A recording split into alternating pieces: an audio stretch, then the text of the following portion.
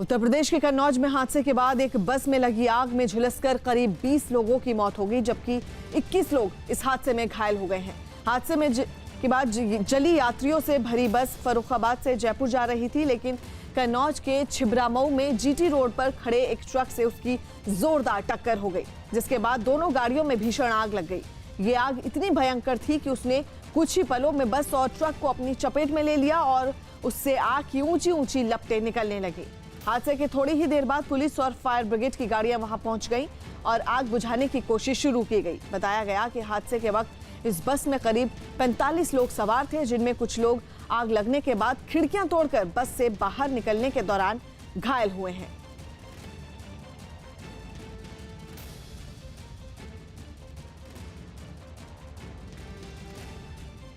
गिलोई में दर्दनाक हादसा हुआ जिसमें कईयों की मौत हो गई। प्रशासन के पास अभी आंकड़े नहीं हैं। ये बस फर्रुखाबाद से जयपुर जा रही थी। मेरे ठीक पीछे ये बस जो कल शाम को वहां से चली और उसके बाद गिलोई के पास जब इसका एक्सीडेंट हुआ उसके बाद हालत आप स्वयं इसकी देख सकते हैं। कहते हैं 100% इसकी हालत है, यहाँ तक कि इसके जो स्लीपर्स के हैं इस पर कुछ नहीं इस बस में, मतलब पूरी बस खाक हो गई। अगर यात्रियों की बात करें संख्या की, तो जिस जगह से ये फर्रुखाबाद के कार्यालय से निकली ये ट्रेवल्स की बस, इसके 4 स्टॉपेज थे गुरसाहिबगंज और गुरसाहिबगंज के बाद वहाँ से 25 यात्री चढ़े और उसके बाद 17 यात्री फिर छिबरामऊ चढ़े। यानी कहीं ना कहीं ये फ्राइडे उन लोगों के लिए ब्लैक डे बन गया जिन्होंने इसमें यात्रा की थी। आप देख सकते हैं बस की हालत कैसी है। और अगर सड़क की बात करें तो अभी भी जो ट्रक जिससे ये लड़ा था और इसमें जो गाड़ी की अगर हम बात की जाए, जिस गाड़ी की बात की जाए तो उसमें अभी भी जब आग लगी है तो आप देखिए कितना भयानक हो रहा होगा। 7 फायर ब्रिगेड की गाड़ियों के बाद इस गाड़ी में जो भी सामान लदा था इसके आग आप देखिए कैसे अभी सुलग रही है, जबकि फायर ब्रिगेड ने सब बुझा दिया। लेकिन सारी चीज़ें यानी बस के कोई चीज़ें अगर हम बात की जाए इसको देखने का प्रयास करें, ये बस के भी कुछ बच्चे जो उड़ के इस तरफ आ गए क्योंकि इतनी ज़ोर से ये धमाका हुआ था। इसमें किस चीज़ के कारण धमाका हुआ ये अभी पुष्टि नहीं हो पा रही है, मगर एक बात तो तय है कि कहीं ना कहीं लापरवाही की गई और जिसके बाद से आनन फानन में इन लोगों को शवों को भी यहाँ से हटा दिया गया है। वीडियो जर्नलिस्ट आशीष पांडे के साथ हामिद गंजू, न्यूज़ 18 गिलोई, कानपुर। ये एक्सीडेंट हुआ था। किसमें हुआ था? ट्रक में और बस में। तो उसमें बस में कितने लोग हो सकते हैं? 60 से 70 10-12 बाहर निकले हैं। हम गुरसाहिबगंज से सीधी जयपुर जा रहे थे। तो क्या मामला हुआ था? ये गुरसाहिबगंज से चली है, छिबरामऊ निकल के एकदम एक्सीडेंट हो गई, आग लग गई। बाहर 10-12 निकले होंगे बस। यहाँ पर बस में आग लग गई जिसमें जो है 50 से 60 लोग गंभीर रूप से जल गए हैं। ये बस जो है फर्रुखाबाद से चलती, फर्रुखाबाद से छिबरामऊ, छिबरामऊ से जयपुर। घायल 5-6 लोग थे जिनको निकाला गया, वो उपचार के लिए सौसैया संयुक्त चिकित्सालय में गए। यात्री बस थी जो जयपुर जा रही थी, एक ट्रक से इसकी भिड़ंत हुई जी और इसमें आग लग गई। तो आग लगने पर कुछ यात्री तो बाहर निकल पाए हैं। सूचना मिलते ही तत्काल फायर ब्रिगेड भेजा गया, आग पे काबू पा लिया गया है। 21 लोग जो लोग बाहर आए थे जो घायल अवस्था में थे उनको तुरंत हॉस्पिटल भेज दिया गया है।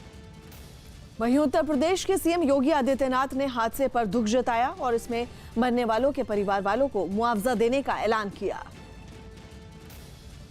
घायलों को हर संभव सहायता देने, उपचार कराने के निर्देश दिए गए हैं। राज्य सरकार ने पीड़ित परिवारों जो मृतक हैं उनके परिजनों को 2-2 लाख रुपए की सहायता और घायलों को 50,000 रुपये सहायता की देने की भी निर्णय लिया है। जिलाधिकारी से मैंने इस पूरी घटना की जानकारी मांगी है।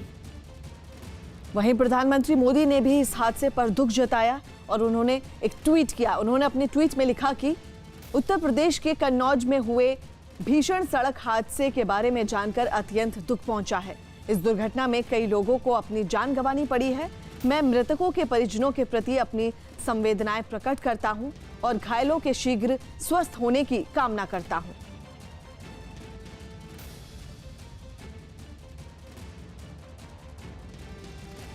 तो वहीं गृहमंत्री अमित शाह ने भी कन्नौज हादसे पर दुख जताते हुए ट्वीट किया। उन्होंने लिखा, कन्नौज में हुई सड़क दुर्घटना से अत्यंत दुखी हूं। इस भीषण सड़क हादसे में जिन लोगों ने अपने परिजनों और दोस्तों को खोया है उनकी इस अपूर्णीय क्षति पर अपनी संवेदनाएं व्यक्त करता हूं और घायलों के शीघ्र ही स्वस्थ होने की कामना करता हूं। उत्तर प्रदेश के झांसी में शिक्षकों के 2 गुटों में झड़प हो गई। बताया गया कि शिक्षक संघ के कामकाज को लेकर दोनों गुटों में विवाद चल रहा था, जिसके बाद एक गुट के 2 शिक्षक बेसिक शिक्षा अधिकारी के दफ्तर पर पहुंचे और दूसरे गुट के शिक्षकों के नेता पर हमला बोल दिया। इस दौरान दूसरे गुट के शिक्षक भी वहां जमा हो गए और हमलावरों को घेर लिया। इसके बाद दोनों गुटों में तीखी बहस होने लगी। इस दौरान हमला करने वाले एक शिक्षक ने पिस्तौल निकाल ली और गोली मारने की धमकी देने लगा। पिस्तौल निकालते ही दूसरे गुट के शिक्षक और भी भड़क गए।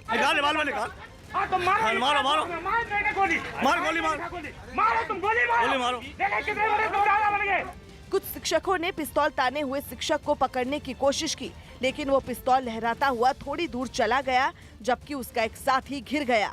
इसी बीच पिस्तौल लहराने वाले शिक्षक ने हवा में गोली चला दी, जिसके बाद वहां भगदड़ मच गई। इस दौरान दूसरे गुट के शिक्षकों ने उसके एक साथी को पकड़ लिया और हत्या करने का आरोप लगाते हुए उसे पुलिस के हवाले कर दिया। पिस्टल निकाली लाइसेंसी दोनों लोगों ने, तब एक को हमारे साथियों ने हम लोगों ने पीछे से पकड़ा। इनने भागते हुए दूसरे मेरे ऊपर फायर किया, जो पत्थर में वहाँ लगा और मैं किसी तरह जान बचा के भागा।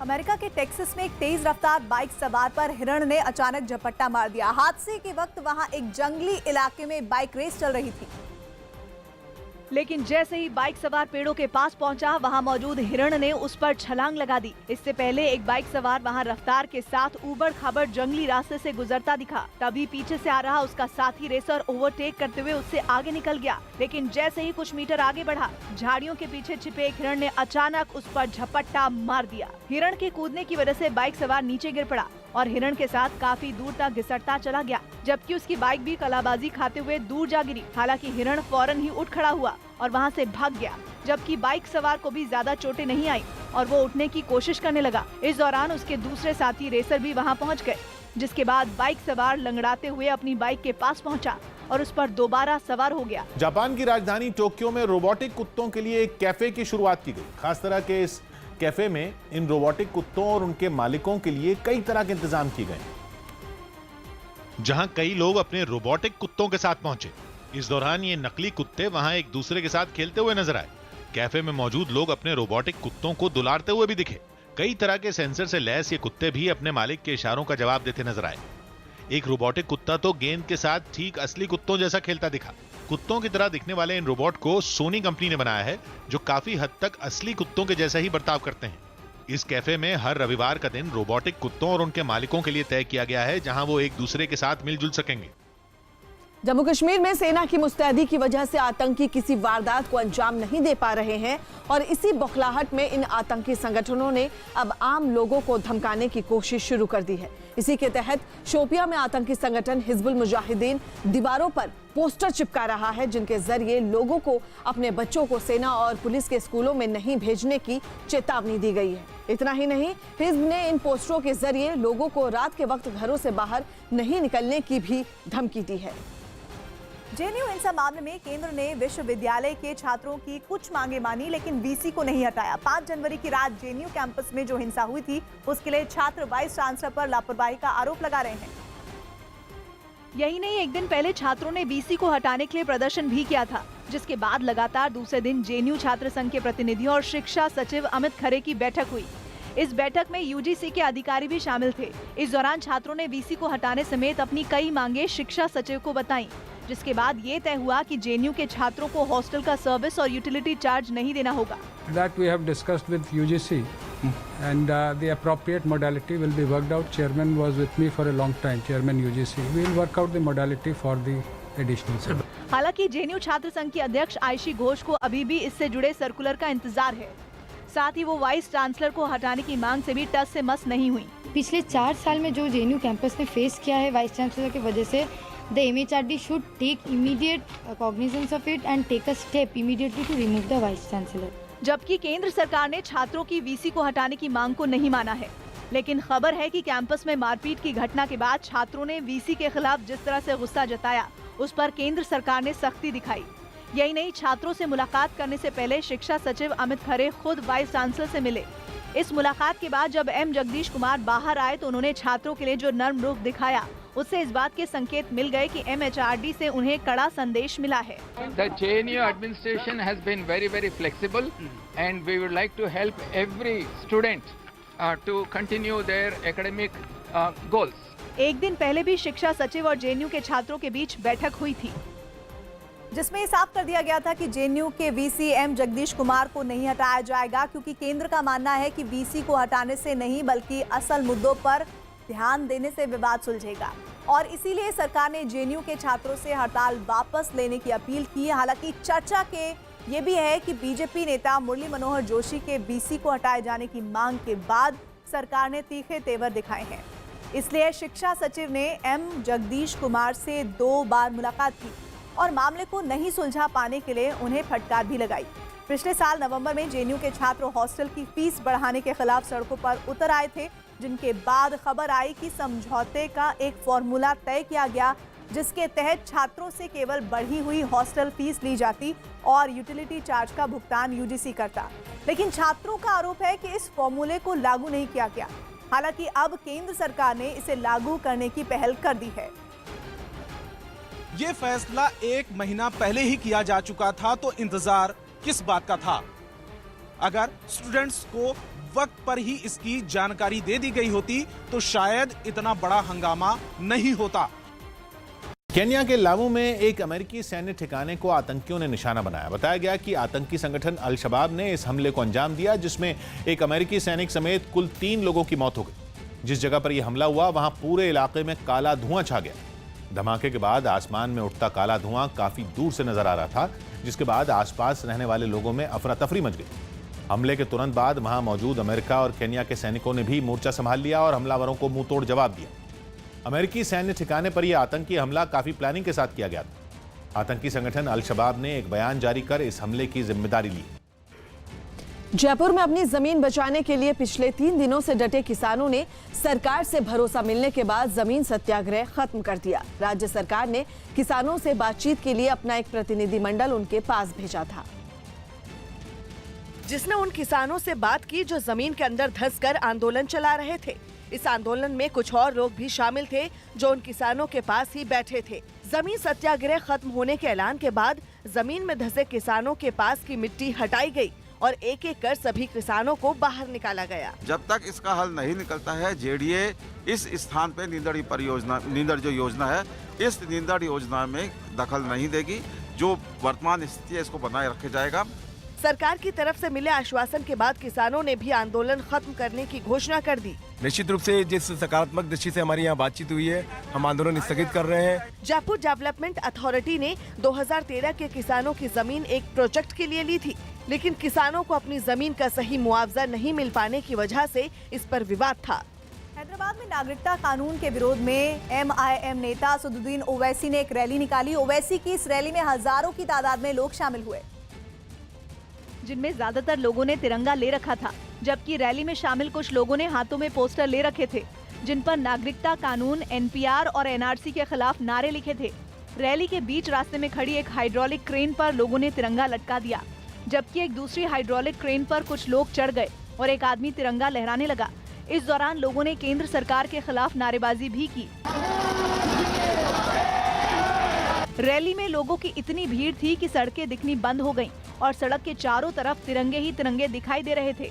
नागरिकता कानून के खिलाफ इस रैली में बड़ी संख्या में महिलाएं भी शामिल हुई, जिन्होंने बुर्का पहना हुआ था। रैली में भीड़ की वजह से वहां से गुजर रही एक एम्बुलेंस को काफी जद्दोजहद करनी पड़ी। रैली के बाद ओवैसी ने एक सभा की और नागरिकता कानून पर अपना विरोध जताया। दोबारा हुकूमत से मुतालबा करते हैं कि सिटीजन अमेंडमेंट एक्ट को वापस लिया जाए, NPR पर काम रोक दिया जाए और NRC पर कभी भी काम ना हो। वहीं बीजेपी ने नागरिकता कानून का विरोध करने वाले नेताओं पर लोगों को गुमराह करने का आरोप लगाया। जो लोग ये सांप सीढ़ी का सियासी खेल खेल रहे हैं, उनको इस बात को अच्छी तरह समझना चाहिए कि वो देश का नुकसान कर रहे हैं। इससे पहले वाराणसी दौरे पर गई प्रियंका गांधी ने CAA के विरोध में जेल गए लोगों से मुलाकात की। इस कानून के विरोध में यूपी में हुई हिंसा के बाद से ही वो लगातार अलग अलग जिलों में जाकर प्रदर्शन करने वालों से मिल रही हैं। और इसी कड़ी में वो प्रधानमंत्री के संसदीय क्षेत्र वाराणसी भी पहुंची, जहां वो CAA के विरोध में जेल जाने वाले लोगों से मिली।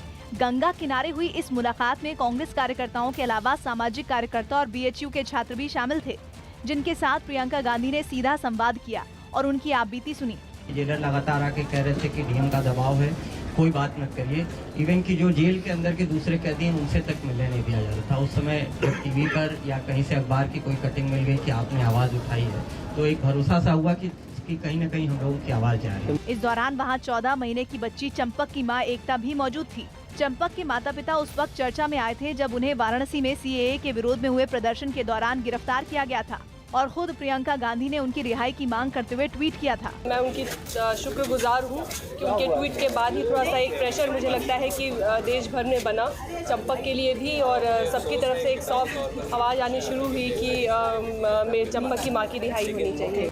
इस मुलाकात के बाद प्रियंका गांधी ने योगी सरकार पर हमला और तेज कर दिया और सीएए के खिलाफ प्रदर्शन करने वालों के साथ खड़े रहने का भरोसा दिया। मुझे उन पर बहुत गर्व है कि उन्होंने इतना संघर्ष किया और संघर्ष करते रहेंगे। देश की आवाज़ उठा रहे हैं। जो सरकार कर रही है वो संविधान के खिलाफ है, संविधान को तोड़ने का काम है। 19 दिसंबर को वाराणसी में सीएए के खिलाफ एक रैली निकाली गई थी, जिसके बाद 56 लोगों को गिरफ्तार किया गया था। और अपने वाराणसी दौरे के दौरान प्रियंका गांधी ने उन सभी लोगों से मुलाकात करके सीएम योगी को ही नहीं, प्रधानमंत्री को भी कड़ा संदेश देने की कोशिश की। पिछले साल लोकसभा चुनाव से पहले जनवरी में प्रियंका को कांग्रेस का महासचिव बनाया गया था और तब से उनका चौथा वाराणसी दौरा है। इस बार उनके यहां आने का मकसद सीएए का विरोध करने वाले लोगों से मिलना था, जिसके लिए वो नाव से पंचगंगा घाट पहुंची, जहां उनके स्वागत के लिए बड़ी तादाद में लोग मौजूद थे, जिन्होंने प्रियंका गांधी को दूर से देखकर हर हर महादेव के नारे लगाने शुरू कर दिए, जिसके जवाब में प्रियंका ने भी अपना हाथ उठा दिया।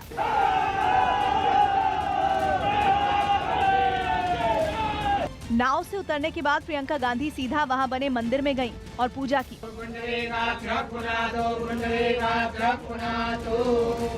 अपने इस दौरे पर उन्होंने राजघाट पर बने रविदास मंदिर में भी दर्शन किए। हालांकि बीजेपी ने प्रियंका के वाराणसी दौरे को खास तवज्जो नहीं दी। जाने दीजिए, अच्छी बात है, थोड़ा घूमें टहलें, जाएं, देखें, जमीन की हकीकत समझें।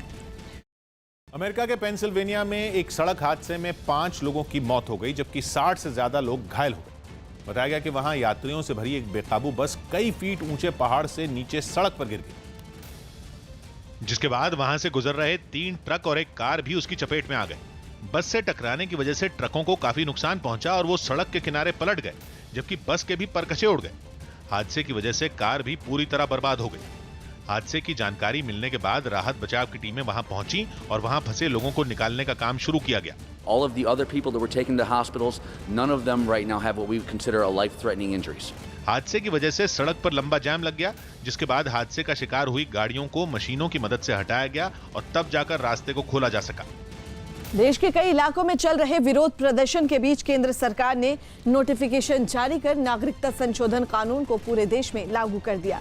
दोनों सदनों में इस बिल के बहुमत से पास होने के बाद 12 दिसंबर को राष्ट्रपति ने इस पर अपनी मुहर लगा दी थी, जिसके करीब 1 महीने बाद 10 जनवरी को सरकार ने अधिसूचना जारी कर इसे पूरे देश में लागू कर दिया है। इस कानून के मुताबिक अब पाकिस्तान, अफगानिस्तान और बांग्लादेश से आए हुए हिंदू, सिख, ईसाई, जैन, बौद्ध और पारसी समुदाय के लोगों को भारत की नागरिकता दे दी जाएगी।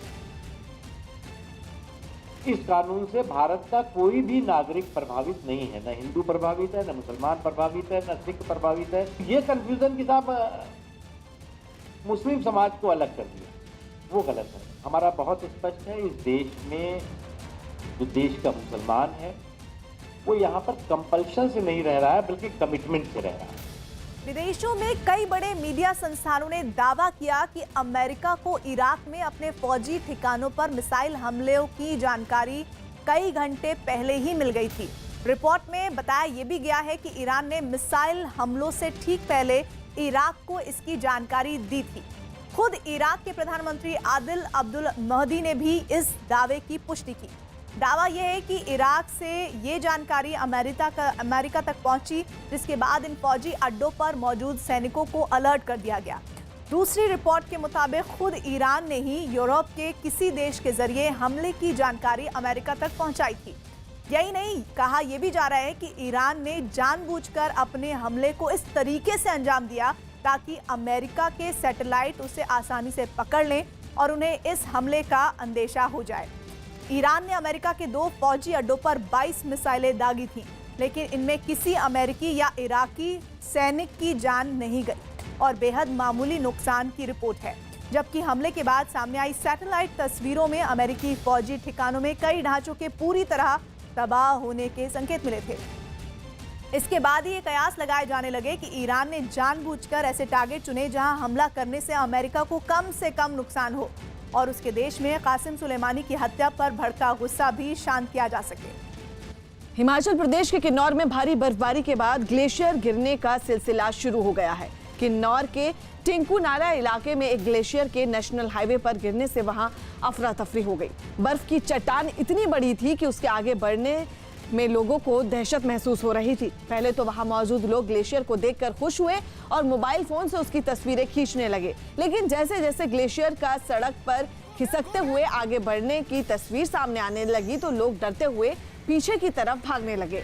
इस दौरान वहां कई गाड़ियां भी मौजूद थी जो तेजी से पीछे की तरफ जाने लगे, लेकिन ग्लेशियर की रफ्तार कम नहीं हुई और एक गाड़ी ग्लेशियर की चपेट में आ गई। ये तस्वीरें हम आपको दिखा रहे हैं हिमाचल प्रदेश के किन्नौर की। ये देखिए कि किस तरह से ये ग्लेशियर खिसकता हुआ सड़क पर आ गया। लोगों को पहले ये देखकर खुशी हुई, मोबाइल फोन में इसकी तस्वीरें कैद करने लगे, लेकिन लोगों को धीरे धीरे अंदाजा हो गया कि वक्त रहते अगर यहाँ से नहीं हटा गया तो एक बड़ी मुसीबत को वो मोल दे सकते हैं। ये तस्वीर किन्नौर की दिखा रहे हैं हम आपको, हिमाचल प्रदेश की। सड़क पर ये ग्लेशियर आ गया।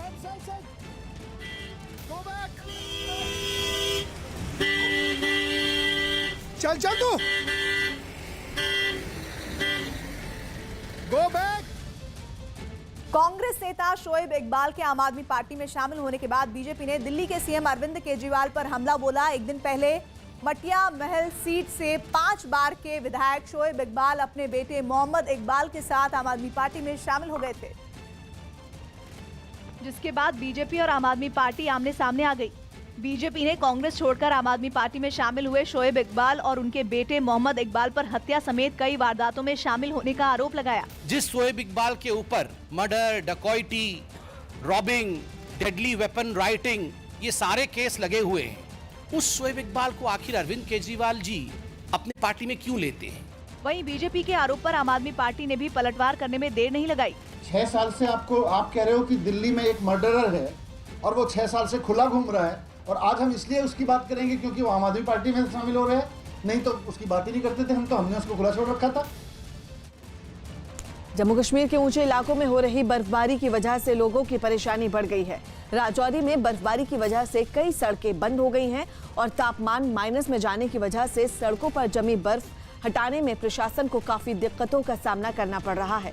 वहीं लोग भी जरूरी काम के लिए बर्फ के बीच कई किलोमीटर पैदल चलने को मजबूर हो रहे हैं।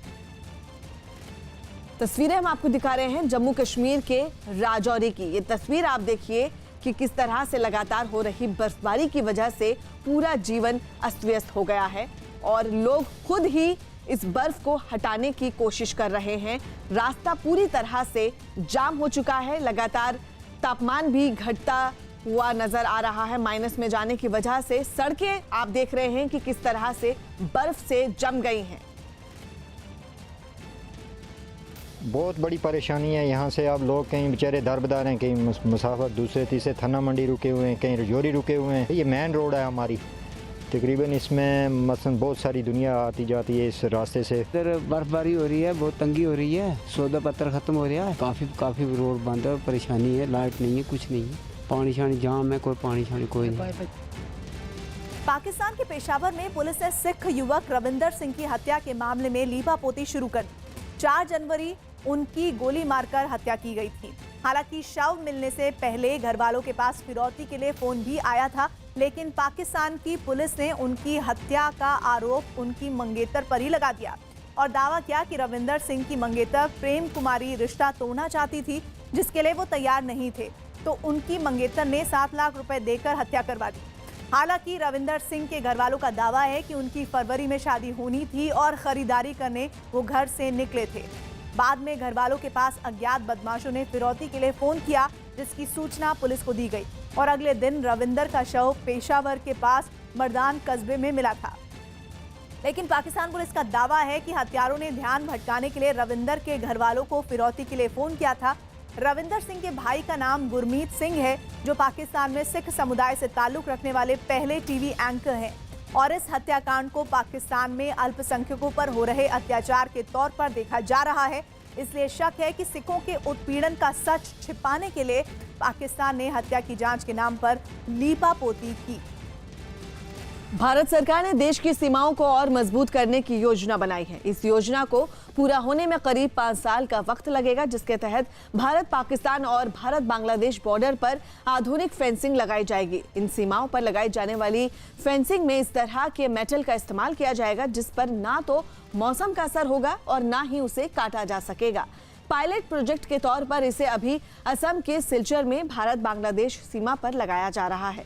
बाद में देश की सभी सीमाओं पर इसे लगाने की केंद्र सरकार की योजना है। आधुनिक फेंसिंग की इस योजना को पूरा करने के लिए रक्षा मंत्रालय और गृह मंत्रालय और दूरसंचार मंत्रालय की एक उच्च स्तरीय टीम बनाई गई है।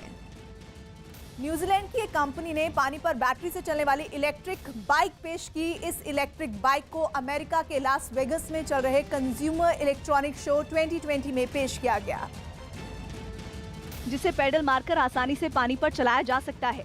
इलेक्ट्रिक बाइक के निचले हिस्से में एक वाटरप्रूफ बैटरी, 460 वॉट की मोटर और कार्बन फाइबर से बना एक प्रोपेलर और पंखा लगा है। इसी पंखे और प्रोपेलर की मदद से इलेक्ट्रिक बाइक पानी पर चलती है। इस बाइक को मेंटा 5 नाम की कंपनी ने बनाया है, जिसके एक अधिकारी ने बताया कि 7 साल में बनकर तैयार हुई इस बाइक में एक इलेक्ट्रिक इंजन भी लगाया गया है, ताकि लंबी दूरी के लिए भी लोग इसका इस्तेमाल कर सकें।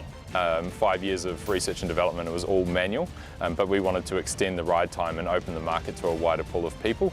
So our first product is XE1, which पानी पर चलने वाली ये बाइक बेहद हल्की है और इसे 19 किलोमीटर प्रति घंटे की रफ्तार से पानी पर चलाया जा सकता है। हालांकि शुरुआत में इस बाइक को चलाने में थोड़ी दिक्कत आ सकती है, लेकिन जल्द ही लोग इसे चलाना सीख सकते हैं। पानी पर चलने वाली इस इलेक्ट्रिक बाइक की बिक्री इस साल जून में शुरू हो जाएगी, जिसे दुनिया भर में रह रहे लोग करीब 5 लाख रुपए खर्च कर खरीद सकेंगे। जम्मू कश्मीर में आर्टिकल 370 हटने के बाद से पाकिस्तान आतंकियों की घुसपैठ करवाने में लगातार नाकाम रहा है। यही वजह है कि अब उसने भारतीय सीमा में हथियार भेजने के लिए ड्रोन का इस्तेमाल करना शुरू कर दिया है। सुरक्षा एजेंसियों का दावा है कि आर्टिकल 370 हटाए जाने के बाद जम्मू कश्मीर और पंजाब में पाकिस्तान की सीमा पर रोजाना 10 से 15 ड्रोन उड़ान भरते देखे गए हैं। पंजाब पुलिस ने पाकिस्तान की ओर से भेजे गए 2 ड्रोन पकड़ने और पंजाब में इन्हें हैंडल करने वाले 3 संदिग्धों को गिरफ्तार करने का दावा भी किया है। बताया गया कि इन ड्रोन के साथ जो बॉक्स थे उनमें 2 वॉकी टॉकी, हथियार और कैश भी भेजा गया था। सुरक्षा एजेंसियां पाकिस्तान की साजिश में जुड़े दूसरे लोगों का पता लगाने में जुट गई हैं और इसी बीच ये भी पता चला है कि भारत में आतंकी हमले के लिए पाकिस्तान अब प्रोग्राम ड्रोन का इस्तेमाल कर सकता है, जिसकी भनक लगने के बाद खुफिया एजेंसियां, सेना और सुरक्षा बल अलर्ट पर हो गए हैं। प्रोग्राम ड्रोन में जीपीएस और रेडियो फ्रीक्वेंसी का इस्तेमाल नहीं होता है, इसे रिमोट से कंट्रोल भी नहीं किया जा सकता है। Where they were launching drones from India into across the border, we suspect that both drugs and weapons have come to our side from across the border.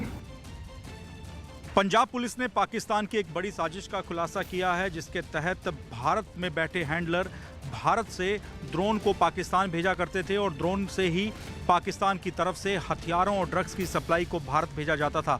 इस पूरे मामले में पंजाब पुलिस के डीजीपी दिनकर गुप्ता ने चंडीगढ़ के पंजाब पुलिस हेडक्वार्टर में एक press conference की और जानकारी दी कि 3 हैंडलर पकड़े गए हैं, जिसमें एक भारतीय सेना का जवान भी है और ये लोग चाइना मेड ड्रोन्स थे, जो कि भारत में अमृतसर के बिल्कुल पाकिस्तान की सीमा से सटे एक गांव से लॉन्च किया करते थे और फिर ये ड्रोन पाकिस्तान में जाते थे, जहां पर पाकिस्तान से हथियारों और ड्रग्स की सप्लाई को ड्रोन के माध्यम से वापस भारत भेज दिया जाता था। ये अपने आप में एक बड़ा खुलासा है कि किस तरह से अब एक नया तरीका पाकिस्तान ने शुरू किया है। रूस ने अपने कब्जे वाले क्राइमिया के पास अपनी हाइपरसोनिक मिसाइल का टेस्ट किया। रूस का दावा है कि आवाज की रफ्तार से भी 10 गुना तेजी से उड़ने वाली ये मिसाइल दुनिया के खतरनाक हथियारों में एक है। जिसका परीक्षण देखने के लिए खुद रूस के राष्ट्रपति व्लादिमीर पुतिन भी वहां मौजूद रहे। इस दौरान उनसे थोड़ी दूरी पर मौजूद एक दूसरे जंगी जहाज से एक मिसाइल दागी गई। लॉन्च होते ही मिसाइल तेजी के साथ आसमान की तरफ उड़ने लगी। दावा किया गया कि 2000 किलोमीटर की रेंज वाली इस मिसाइल को दुनिया का कोई भी मिसाइल डिफेंस सिस्टम नहीं रोक सकता। इस दौरान 2 MiG-31 लड़ाकू विमान भी उड़ान भरते दिखे। जमीन के अलावा ये लड़ाकू विमान भी इस बेहद खतरनाक मिसाइल को दागने की क्षमता रखते हैं। परीक्षण को देखने के लिए जंगी जहाज पर पहुंचे पुतिन इस दौरान अपने सैनिक अधिकारियों से बात करते नजर आए। दिल्ली में अपराधियों पर लगाम लगाने के लिए सरकार के तमाम दावों के बीच चौंकाने वाले आंकड़े जारी हुए हैं। क्राइम के आंकड़े जुटाने वाली संस्था एनसीआरबी के मुताबिक 2017 के मुकाबले 2018 में राजधानी दिल्ली में महिलाओं के खिलाफ दर्ज किए गए अपराधों में 4.7% की बढ़ोतरी दर्ज की गई है। इस दौरान राजधानी दिल्ली में रेप के मामलों में भी बढ़ोतरी दर्ज की गई है। 2017 में दिल्ली में 1168 रेप के केस दर्ज किए गए थे, जो 2018 में बढ़कर 1215 पर पहुंच गए हैं। रिपोर्ट में दावा किया गया है कि घरेलू झगड़ों और पति से मारपीट के मामले में दिल्ली में 3416 केस दर्ज किए गए हैं। महिलाओं के अपहरण करने के मामले में पिछले साल 3715 केस दर्ज किए गए हैं। हालांकि महिलाओं के खिलाफ हुए अपराधों के बड़े मामलों पर पुलिस ने दलील दी है कि शिकायत मिलते ही केस दर्ज किए जाने की वजह से आंकड़ा बढ़ गया है। बताया गया कि दर्ज किए गए ज्यादातर मामलों में आरोपी पीड़ित का रिश्तेदार या जान पहचान वाला ही निकला है। बजट से पहले आर्थिक मोर्चे पर मोदी सरकार के लिए राहत की खबर आई। देश की विकास दर में गिरावट के अनुमान के बीच सरकार की तरफ से जारी नए आंकड़ों में सामने आया कि मैन्युफैक्चरिंग सेक्टर में फिर से तेजी लौट रही है। नए आंकड़ों के मुताबिक नवंबर 2019 में देश के औद्योगिक उत्पादन में 1.8% की ग्रोथ रिकॉर्ड की गई। 3 महीने की लगातार गिरावट के बाद पहली बार औद्योगिक उत्पादन में ये ग्रोथ देखी गई, जिसके लिए मैन्युफैक्चरिंग सेक्टर में फिर से आ रही तेजी को बड़ी वजह माना जा रहा है। रिपोर्ट के मुताबिक पिछले दिनों त्योहार के सीजन के दौरान मॉक बढ़ने से मैन्युफैक्चरिंग सेक्टर में सुधार देखने को मिला। नवंबर में मैन्युफैक्चरिंग सेक्टर में ग्रोथ रेट 2.7% रही, जबकि पिछले साल इसी महीने में ग्रोथ रेट में 0.7% की गिरावट दर्ज हुई थी। हालांकि सरकार के नए आंकड़ों में जहां मैन्युफैक्चरिंग सेक्टर में तेजी लौटती दिख रही है, तो वहीं बिजली उत्पादन और खनन क्षेत्र में सुस्ती बढ़ गई है। बिहार के आरा में वीर कुंवर सिंह विश्वविद्यालय में छात्र संगठनों ने जमकर हंगामा किया। ये हंगामा यूनिवर्सिटी के कार्यकारिणी सदस्यों की तरफ से बुलाई गई एक बैठक के विरोध में किया गया, जिसमें लगभग सभी दलों के छात्र संगठन शामिल हुए, जिससे तनाव का माहौल बन गया। बीजेपी, आरजेडी और जन अधिकार पार्टी के छात्र संगठनों के कार्यकर्ताओं ने जबरन विश्वविद्यालय परिसर में घुसने की कोशिश की। इसके बाद पुलिस से भी लाठीचार्ज कर दिया। लाठीचार्ज के बाद भगदड़ मच गई। इस भगदड़ में कई छात्र गिर गए, जिन्हें पुलिस की लाठियां खानी पड़ी।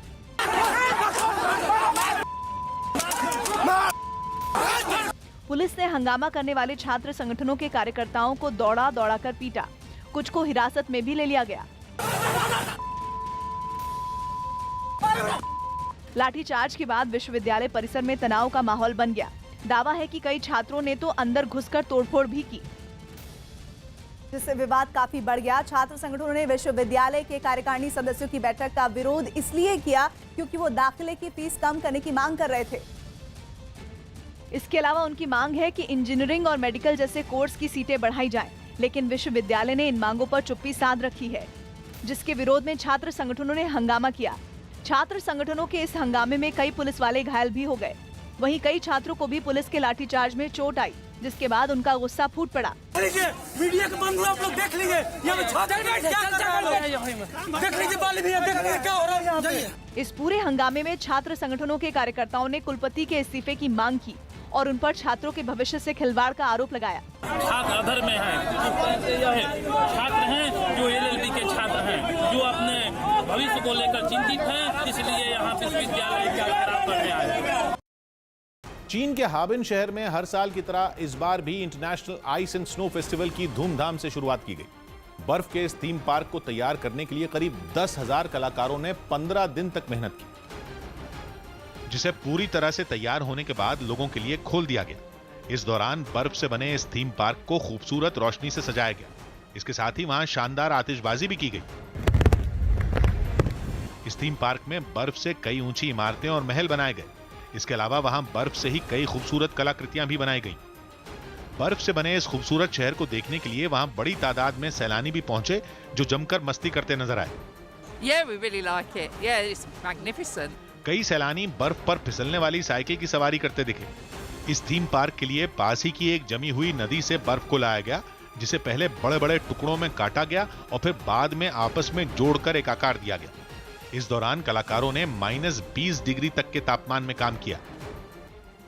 बिहार के सीतामढ़ी में एक मंदिर की जमीन को बचाने के लिए एक मुस्लिम महिला कोर्ट पहुंच गई। आरोप है कि इलाके के कुछ लोगों ने 5 साल पहले मंदिर की जमीन पर कब्जा कर लिया था और मंदिर के गेट के पास उन्होंने एक दुकान खोल दी। लोगों के कब्जे से जमीन को छुड़वाने के लिए मुन्नी खातून नाम की महिला ने उनके खिलाफ मोर्चा खोल दिया। महिला ने बताया कि मंदिर की जमीन को बचाने के लिए उसने बिहार के डिप्टी सीएम सुशील मोदी समेत जिले के कई अधिकारियों से भी मुलाकात की, लेकिन उसे हर जगह से बस आश्वासन ही मिला।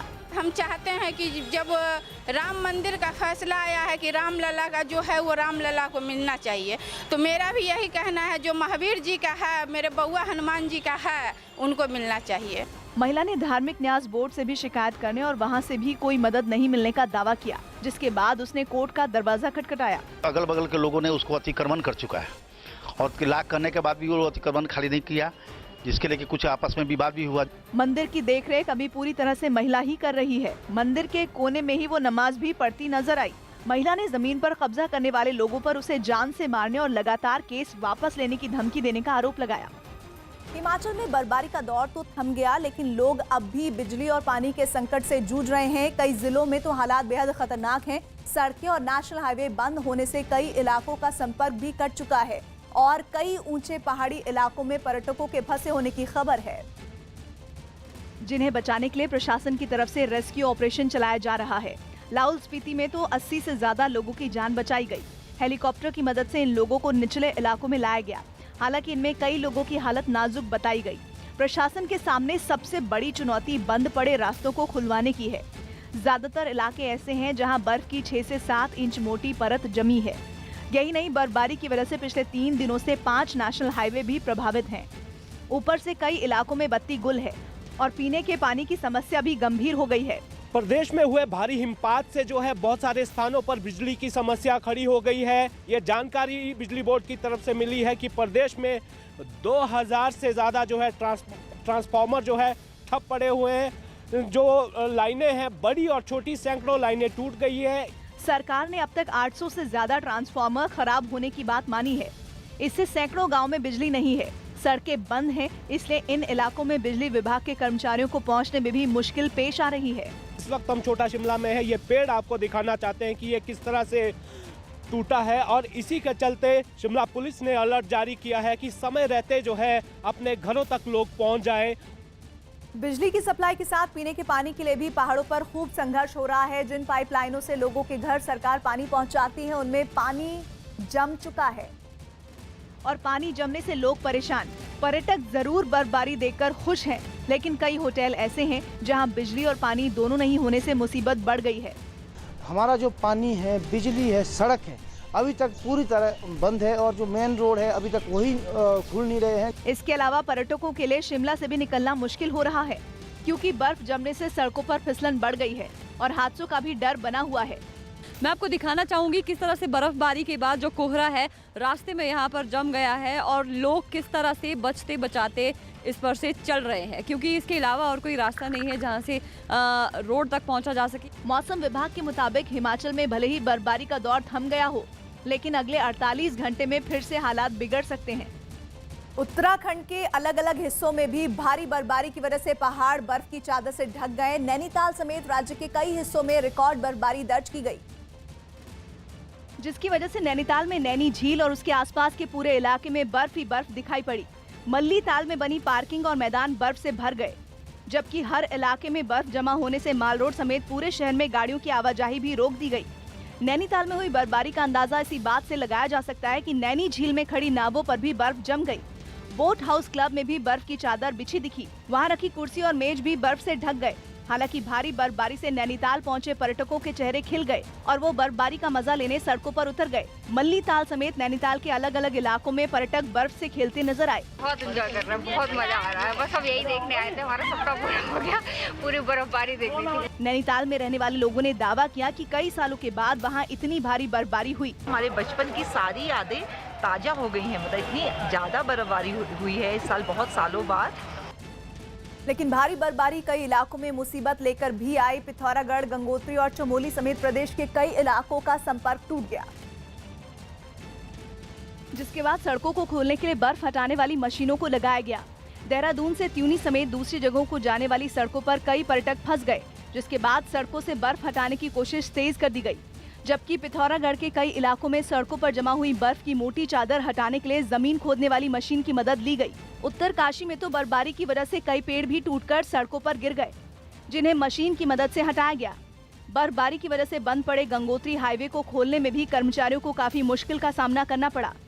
सड़क पर हर तरफ बर्फ की मोटी चादर बिछ गई, जिसे हटाने के लिए कई घंटों के बाद जमीन खोदने वाली मशीन को भेजा गया। बद्रीनाथ में हुई भारी बर्फबारी से मंदिर के बाहर बनी सीढ़ियां तक बर्फ में दब गईं, जिसकी वजह से वहां तैनात सुरक्षा कर्मी तक मंदिर के अंदर नहीं जा सके। 7 फुट बर्फ गिर चुकी है आज बद्रीनाथ में। ये हमारा बद्रीनाथ है। बद्रीनाथ मंदिर के ऊपर भी बर्फ की मोटी चादर दिखाई दी। बताया गया कि मंदिर के गर्भगृह में भी 14 फीट तक बर्फ जमा हो गई। अमित शाह गुजरात के कई कार्यक्रमों में हिस्सा लेंगे। गुजरात दौरे पर पहुंचे गृह मंत्री अमित शाह आज गुजरात तकनीकी विश्वविद्यालय के दीक्षांत समारोह समेत कई कार्यक्रमों में हिस्सा लेंगे। कोलकाता में हुए एक बस हादसे में एक व्यक्ति की मौत से गुस्साए लोगों ने बस में आग लगा दी। हंगामा कर रहे लोगों को पुलिस ने खदेड़ा। पुणे में खेले गए T20 सीरीज के आखिरी मुकाबले में श्रीलंका को 78 रनों से हराकर भारत ने 2-0 से सीरीज जीती। महाराष्ट्र के जलगांव में जिला अध्यक्ष चुनाव के दौरान केंद्रीय मंत्री राव साहब दानवे की मौजूदगी में बीजेपी के कार्यकर्ताओं के बीच झड़प हो गई। पार्टी ने हंगामा करने वाले कार्यकर्ताओं पर कार्रवाई का भरोसा दिया। जिन्होंने एक काम यहाँ पर गलत काम किया है उनके बारे में जरूर हम लोग ऊपर सिफारिश हमने की है और उनके ऊपर सख्त से कार्रवाई की जाएगी। केंद्रीय मानव संसाधन विकास मंत्री रमेश पोखरियाल निशंक ने दिल्ली पुलिस की जांच का हवाला देते हुए जेएनयू हिंसा मामले में यूनिवर्सिटी के छात्रों के शामिल होने को दुर्भाग्यपूर्ण बताया। यूपी के हरदोई में पुलिस ने छापेमारी के दौरान बिहार ले जाई जा रही अवैध शराब की 900 से ज्यादा पेटियां जब्त की और एक तस्कर को गिरफ्तार करने का दावा किया। लगभग कुल 7,800 लीटर के आसपास शराब है और जिनकी लगभग कुल कीमत 32 लाख रुपए के आसपास है, जिसकी बरामदगी की गई। यूपी के इटावा में तबादले के बाद हुई विदाई समारोह के दौरान पुलिस वालों ने ढोल नगाड़े बजाते हुए एसएसपी संतोष मिश्रा को कंधों पर उठा लिया। इस दौरान एसएसपी भी खुद को डांस करने से नहीं रोक पाए।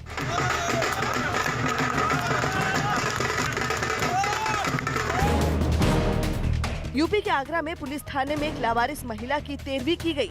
इस महिला की कुछ दिनों पहले गैंगरेप के बाद हत्या कर दी गई थी। पुणे में श्रीलंका के खिलाफ हुए T20 मुकाबले में 1 रन बनाते ही विराट कोहली क्रिकेट के तीनों फॉर्मेट में बतौर कप्तान सबसे तेज 11,000 रन बनाने वाले खिलाड़ी बने। ईरान ने मान लिया है कि तेहरान में 8 जनवरी को जो विमान हादसे का शिकार हुआ उसे ईरान ने ही गलती से मार गिराया था। ईरान के मुताबिक यूक्रेन के उस विमान को मार गिराने के पीछे इंसानी भूल थी। 8 जनवरी को तेहरान में हुए विमान हादसे में 176 लोगों की मौत हो गई थी। संदीप बोल हमारे सहयोगी फोन लाइन पर मौजूद हैं। संदीप, गलती की वजह से 176 लोगों की मौत हो गई, और क्या जानकारी? देखिए, जिस तरीके की स्थितियां उस वक्त बनी हुई थी, फॉग ऑफ वॉर की सिचुएशन में एक एरर बताया जा रहा है ईरान की तरफ से कि एक एरर हुआ है, ह्यूमन एरर हुआ है, जिसके चलते जो है वो यूक्रेन का जो एयरलाइनर है उसको जो है मार गिराया गया था। और इस बारे में पहले भी अमेरिका कह रहा था कि जो ईरान ने ही जो है इस एयरक्राफ्ट को गिराया है, लेकिन उस वक्त तक जो है किसी भी तरीके की चीज़ें जो है ईरान की तरफ से नहीं आई। ईरान ने जैसे ही ये एयरक्राफ्ट क्रैश होता है और उसके तुरंत बाद जो है एक स्टेटमेंट जो है उनकी तरफ से आता है, एक प्रिलिमिनरी इंफॉर्मेशन आती है कि एक टेक्निकल फॉल्ट की वजह से हुआ है। उसके बाद ये भी आरोप लगाए जा रहे थे कि किस तरीके से यूक्रेन की जो इन्वेस्टिगेटिव टीम स्पॉट पे आना था, जिसको एयर क्रैश इन्वेस्टिगेशन के लिए, उससे पहले ही जो है वहाँ की सारी डेब्री हटा दी गई। तो उसके बाद जो है कहीं ना कहीं दबाव बन रहा था और अब जो है ईरान की स्टेट मीडिया में इस बात का खुलासा हुआ है कि वो गलती से उस एरोप्लेन को जो है, यूक्रेनियन एरोप्लेन को जो है मार गिराया गया था। और इसके बारे में अब सीधे तौर पर ईरान की तरफ से एक कहा भी जा चुका है।